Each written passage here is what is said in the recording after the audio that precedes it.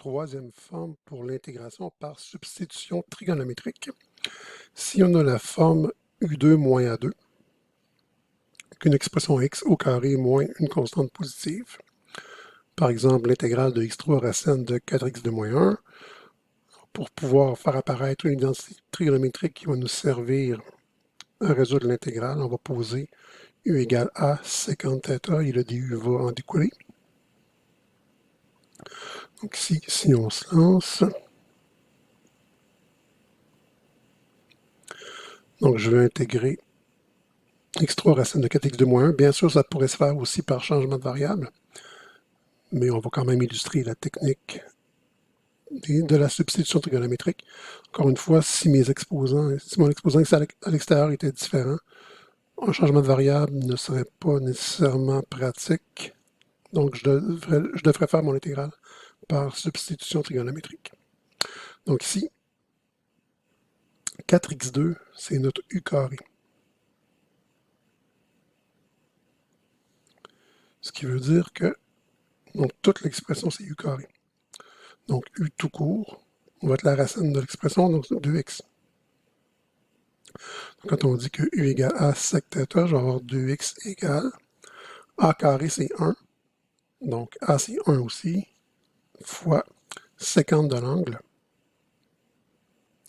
Sécante θ. Et maintenant, si je fais les différentiels, j'aurai que la dérivée de x est 2 fois l'élément différentiel, donc 2 dx,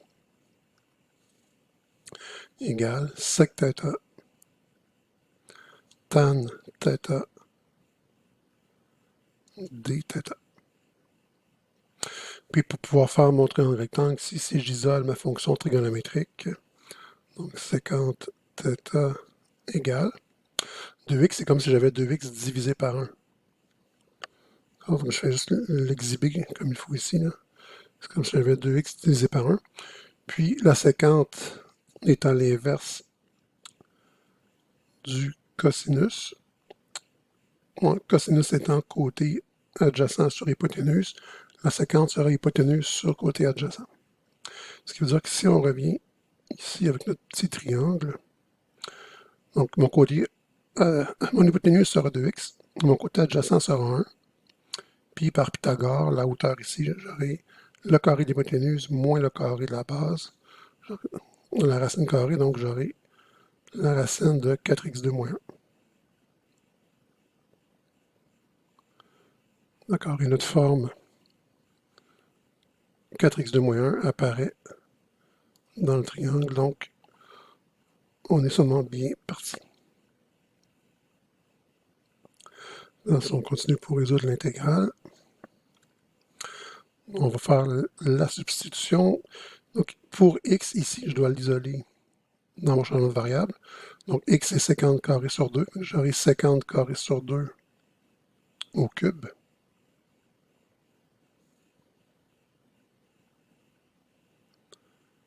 Ici dans mon intégrale.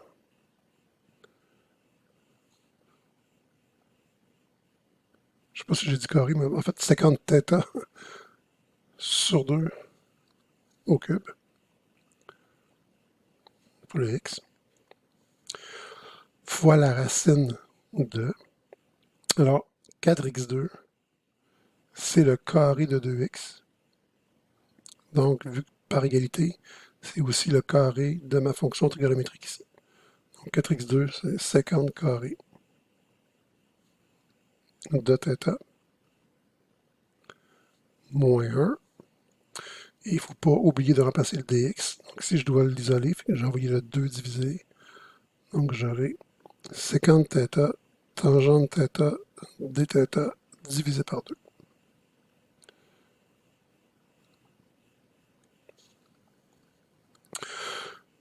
Qu'est-ce qu'on va obtenir avec ça ici? Je vais aller sur une ligne en dessous. Donc on va obtenir, pour les constantes, j'ai une demi au cube, donc 1/8 fois une demi, ce qui me donne 1/16 à l'extérieur de mon intégrale. Ici, la racine de 50 carré moins 1. 50 carré moins 1, c'est tangente carré. En prenant la racine, ici, je vais avoir tangente θ.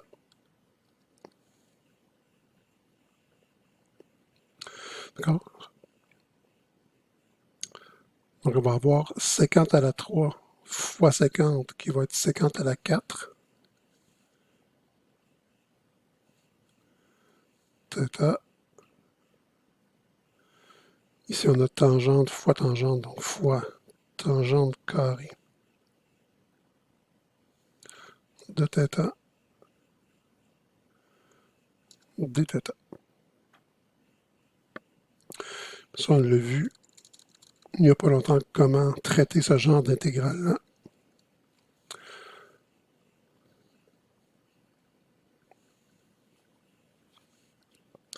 J'ai le choix de mettre une sécante tangente de côté ou mettre un sécante carré de côté. Le but, c'est qu'il me reste une fonction au carré me permettant d'utiliser l'identité trigonométrique. Et cette fonction-là que je vais changer, sa dérivée doit m'amener, en fait, cette différentielle doit m'amener au du, donc à ce que j'ai mis de côté. Donc, si on mettait un sécante carré de côté, sécante carré, la dérivée de tangente, il faudrait qu'il me reste que des tangentes. Donc, si je mets un sécante carré de côté, le sécante carré qui va me rester, je vais pouvoir le transformer en tangente et ça va fonctionner. Donc, avant de faire le changement de variable, on peut ici exhiber la mise de côté. C'est toujours rire de dire ça comme ça, mais qu'on va faire. Donc, on va avoir 1/16e intégrale de sécante carré θ, tangente carré θ, sécante carré θ dθ. Et mon but, c'est que ça ici devienne mon du.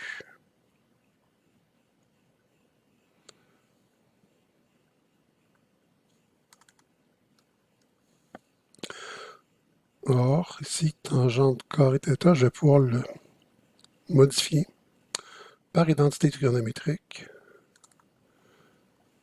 en tangente carré θ plus 1.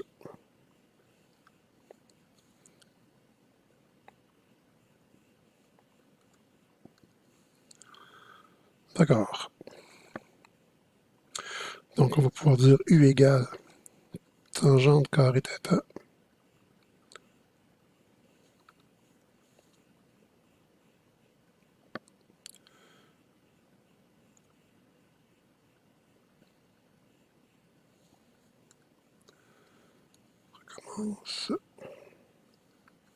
dans ce cas-là, du va être égal à quoi? Du, je fais une double erreur ici.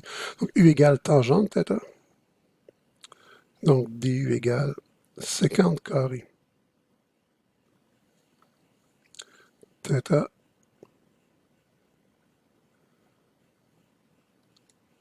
dθ. Donc, mon U, c'est tangente, mon du, c'est sécante carré θ dθ.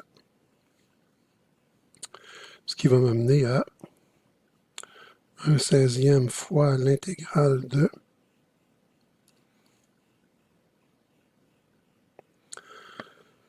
ici, on a donc mes tangentes, je vais avoir U carré plus 1 fois U carré.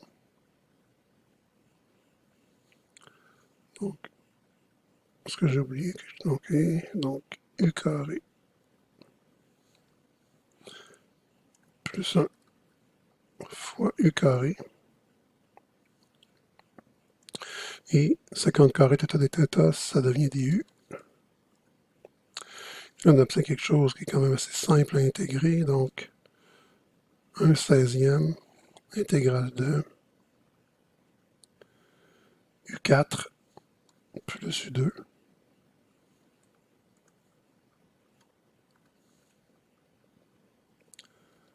du.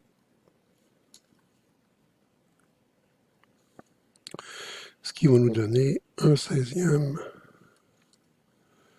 fois l'intégrale de U4 qui va être U5 sur 5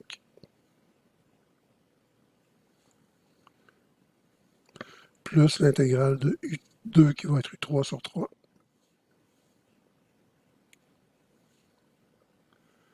plus ma constante d'intégration.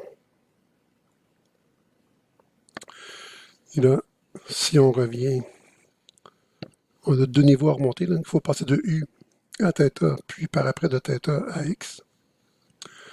Donc si je distribue, j'aurai,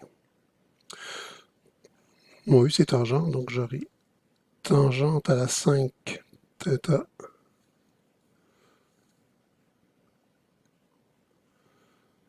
sur 80 plus tangente de θ au cube, donc tangente cube θ,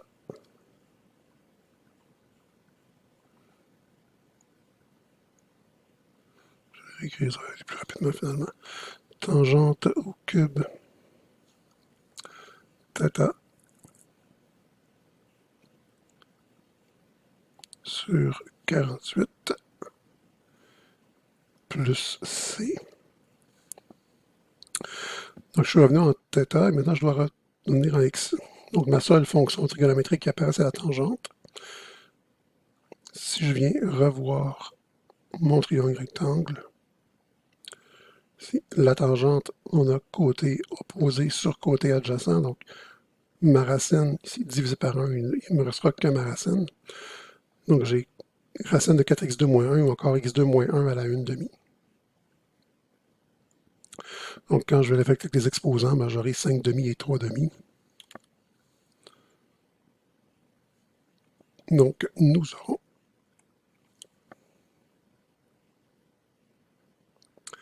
4x2 moins 1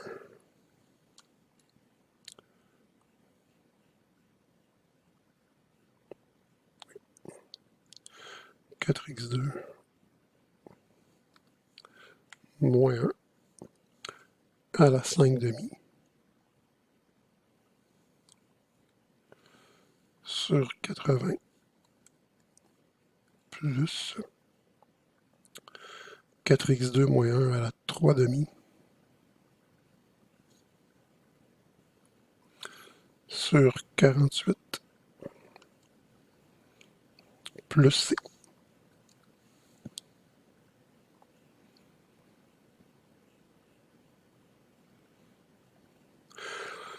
Ça fait le tour des trois formes possibles.